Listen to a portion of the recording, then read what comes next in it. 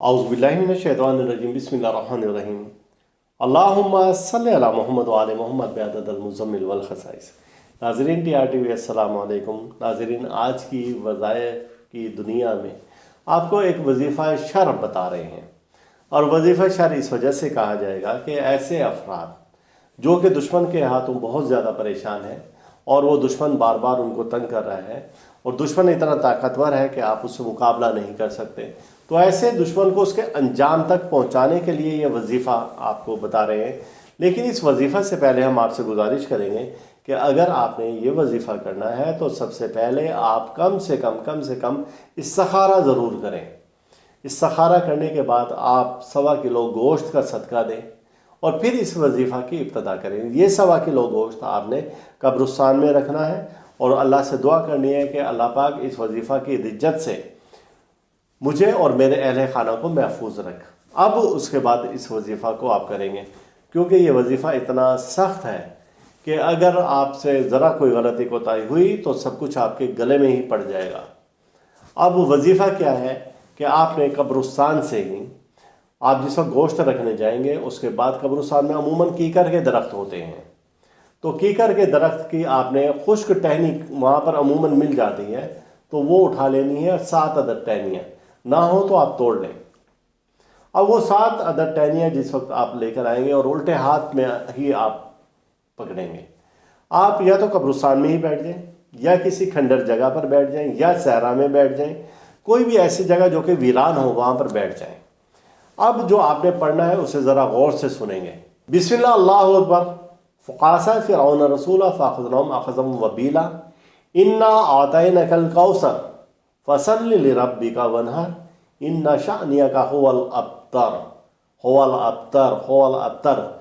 अब जब आप अब्तर कहेंगे तो यहाँ पर दुश्मन का आपने तसव्वुर रखना है।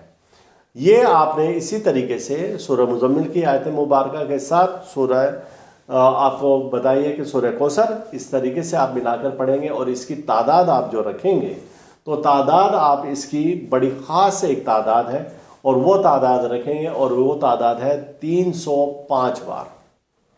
305 बार आपने पढ़कर अब वो जो आपके उल्टे हाथ में जो कीकर की खुश्क टहनी उनको आपने जला देना है।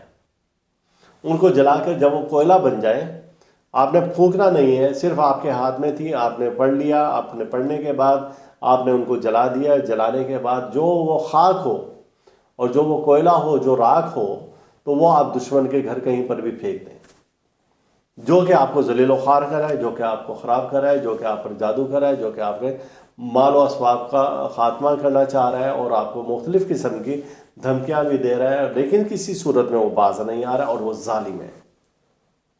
जब आप ये वजीफ़ा करेंगे तो उसके बाद आपके सामने ही मामलात हालात होंगे। इस वजीफ़ा को करने के लिए दिन हफ्ते का है, दूसरा दिन इसका मंगल का है, और ये हफ्ता और हर मंगल को ऐसे करते रहें और 3 हफ्ता और 3 मंगल करें तो दुश्मन का नतीजा आपके सामने होगा।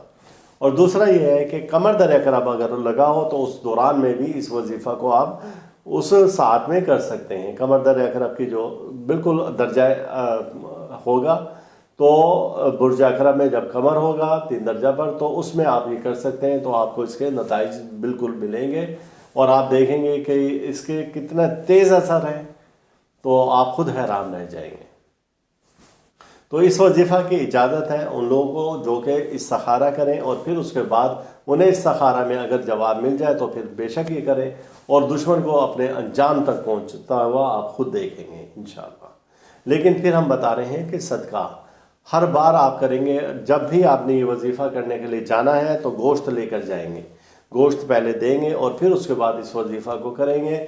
और जब घर आप वापस लौटेंगे तो घर लौटने से पहले बेहतर है कि आप कपड़े अपने तब्दील कर लें और कपड़े तब्दील करके लॉन्ड्री पर दे दें धोने के लिए, दूसरे कपड़े पहने और गुस्ल करके और फिर उसके बाद वज़ू करके फिर आप घर में दाखिल हों अपने। इस वजीफ़ा की नहुसत इतनी है और इसकी ताकत इतनी है। और वरना फिर यह है कि कम से कम आपने घर दाखिल होते ही सबसे पहले गुस्ल करना है और जो उतरे हुए पहने हुए कपड़े थे वो उतार कर आपने खुद धोकर हंगाल कर और फिर उनको आप अलग से डाल दें, तो वो भी इसके असरात ज़ाइल हो जाएंगे इंशाअल्लाह ताला। یہ ایک خاص وظیفہ ہے جو کہ انتہائی طاقتور ہے اور دشمن کو اس کے انجام تک پہنچانے کا جو کہ مجرب ترین ہے. تو میری جانب سے اس وظیفہ کی اجازت پھر میں کہہ رہا ہوں ان لوگوں کو ہے جو کہ اس کا استخارہ کریں گے اور پھر اس کے بعد یہ وظیفہ کریں گے. اللہ تعالیٰ ہم سب کا روحانی مزاج اسی طرح سے برقرار رکھے اور اللہ تعالیٰ دکھ سے، درد سے، بیماری، رنجونا، مصیبت، حادثہ، پریشانی، جادو، سحر اور حسد سے محفوظ رکھے. اللہ حافظ.